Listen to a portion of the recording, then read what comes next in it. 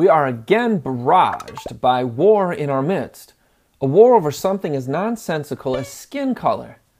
This war has been with us since the creation of man in God's own image, and its root is an innate hatred towards God, best reflected in the discriminatory destruction of our fellow man due to inequality, as seen in the case of Cain and Abel. This hatred is a sickness we bring upon ourselves when we agree with the enemy of God that men are not created equal, nor endowed by the Creator with unalienable rights of life, liberty, or the pursuit of happiness. The gospel of peace teaches people of every color and nationality that hate is synonymous with murder. Clearly, a stop must be put to incidences of hate of all parties concerned, like those in Ferguson. But how? Many have looked to force of law, civil education, and government to cure this sickness. Force of law says bring in more troops. Civil education says empower the same adverse mind that enhanced this hatred. And government's schizophrenic personalities are ignoring it altogether or embracing and exploiting it for political gain.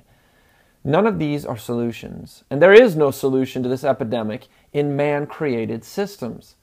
George Washington declared reason and experience both forbid us to expect that national morality can prevail in exclusion of religious principle.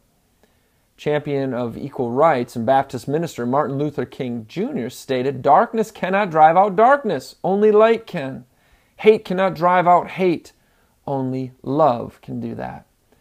So who is responsible to instill love into society? Government?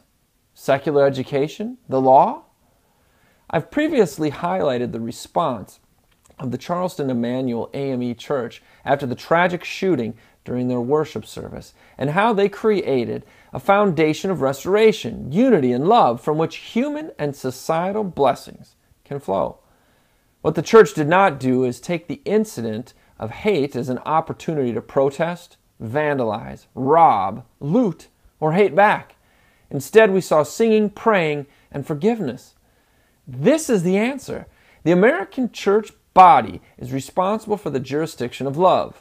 The church instills the necessary religion and virtue into our society. Frederick Douglass expressed, "The life of the nation is secure only while the nation is honest, truthful, and virtuous." My conclusion? Ferguson will remain sick until the church takes its rightful role to speak the prophetic word of God to restore unity and heal a wound that has continued to breed and destroy lives of all skin colors and backgrounds.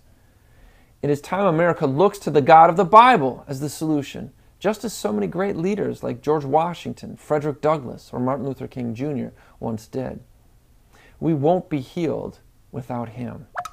This is Jake MacAulay with the Institute on the Constitution, bringing you the American View.